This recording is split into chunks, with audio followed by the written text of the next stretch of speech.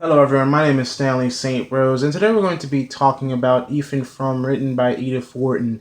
Now, before I go into the summary analysis of this novel, please remember to leave a like, subscribe, and or comment so that the channel can continue to grow. In this novel, we get a story about a man by the name of Ethan Frome, and Ethan Frome is a very interesting character. At the beginning of the novel, we basically go into Starkfield, Massachusetts, and this is the town where the story is set. And basically, we get introduced to Ethan Frome, and he's not a very happy individual. He lives in a house that's very grim, that's very dark, that's just not. There's no life in the house. And basically, we meet the narrator. And the narrator is in Starkfield. He's trying to learn more about Ethan Frome. Why is Ethan Frome the way he is? Why is he not happy? Why is his life so sad, basically? And so the narrator asks questions, and he basically pieces the story of Ethan Frome together, and he figures out what happened to Ethan Frome. To understand his story, to understand Ethan Frome's story, you basically have to go back to the past. And basically, Ethan was married, and he was not happy. He got married to a woman by the name of Xena, and together they live on this farm. And their lives together it's just not pleasant. They don't have kids, they don't have any aspirations. In the novel, it's revealed that Ethan wanted to be an engineer, and he wanted to be a man of science, and he wanted to understand nature better. So, as a young kid, he had dreams, he had aspirations, he wanted to be something in his life. But when we meet Ethan Frome in the beginning of a novel, he's not that at all, and he's not happy in his marriage, and his wife is sick throughout the novel, and we don't really. It's kind of strange what she's sick of. It might just be she's sick of her life, but she goes to the doctor, she gets treatments and this and that, but she just remains sick. And so the novel goes on. We see that Ephraim is not happy. His story goes on. He's not happy. He doesn't really love his wife. He's obligated to be with her, so he stays with her and he provides for her. He works as a farmer and he hates his job. He just hates his life because he sees that he's not going anywhere. And in the novel, it's kind of scary and sad because there are his family's tombstones on his farm, and he knows that one day his life will end and he will join them on in the ground. And so his life goes on, and what happens is that Xena, while she's sick throughout the novel, there's this girl by the name of Maddie Silver that comes to live with them to help take care of Xena.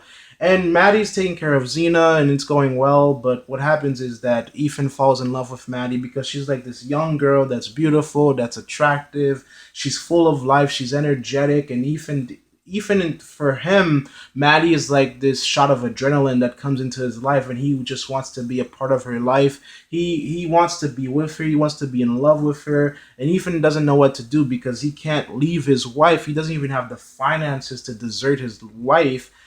So throughout the novel, we see that they kind of develop their relationship secretively.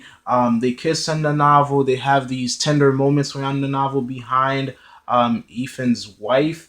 There's this one instance where Ethan's wife goes away. Xena goes away to see her doctor, and they kind of have dinner together, and they kind of have a moment, but not really. And what happens that's very significant when Xena's out of town is that Maddie uses this pickle bowl that Xena got during her wedding day, and the cat basically broke it, and Maddie was blamed for this, and this kind of like symbolizes the way in which Ethan and Xena's wedding was or marriage was going, because the pickle bowl was kind of like symbolizing their marriage and how it's pretty much going into it's broken and it's pretty much in shatters.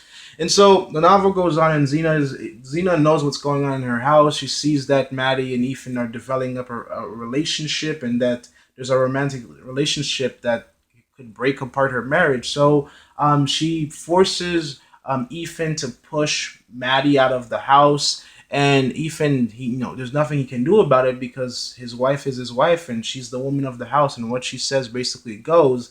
So Xena's upset, and keep in mind here that Maddie is actually Xena's cousin.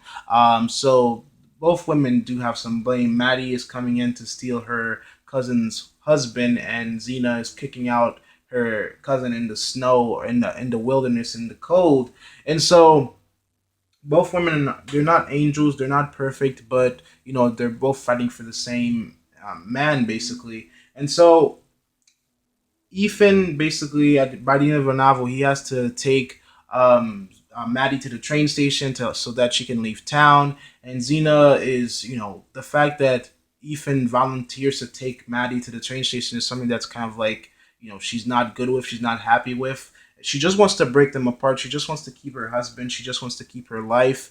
And basically, she's in misery. She's not happy with her life either. Ethan's not happy with his life. And Xena just doesn't want him to be happy, or she just doesn't want to be divorced. And so while Ethan is taking Maddie to the train station or taking her to leave, she basically has nowhere to go. She doesn't know what she's going to do. She doesn't really have other family members she can depend on. And so by this point, Ethan and Maddie, they both know how each other feels about each other, and they decide to go down the slope and basically ram themselves into this big tree where a lot of people go ski.